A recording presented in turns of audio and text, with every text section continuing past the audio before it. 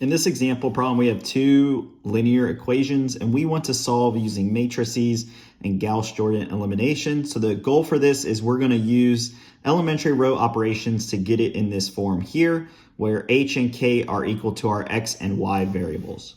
So the first step is we want to set up our matrix. So we have 3, -2, and 14 from our first equation. Then we have 1, 3, and 1 from our second equation. And the next step is we want to use the elementary row operations to get it in this final form here.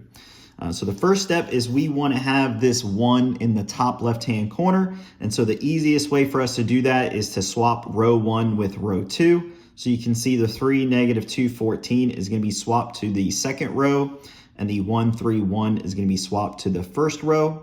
The next elementary row operation we can do is to get the 0 in the bottom left-hand corner. So we can manipulate row 2 by taking the original row 2 and subtracting it by the multiplicity of row 1, so 3 times row 1, to get our new row 2. So we have our first position in row 2, 3 minus 3 times 1, which is going to be equal to 0 for our first position. And then we have -2 minus 3 times 3, which is going to be equal to -11 for our second position. And for our third position, we're going to get an 11 as well. The next step is we want to get this 1 in the bottom right-hand corner. And so the easiest way to do that is to multiply row 2 by a constant.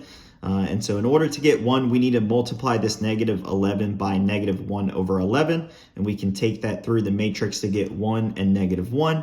And then the last elementary row operation is to get the 0 in the top right-hand corner. And so we can use the same technique we used earlier by manipulating the first row and then taking the original first row, subtracting it by a multiplicity of the second row, so 3 times row 2, and that's so we can get our new row 1.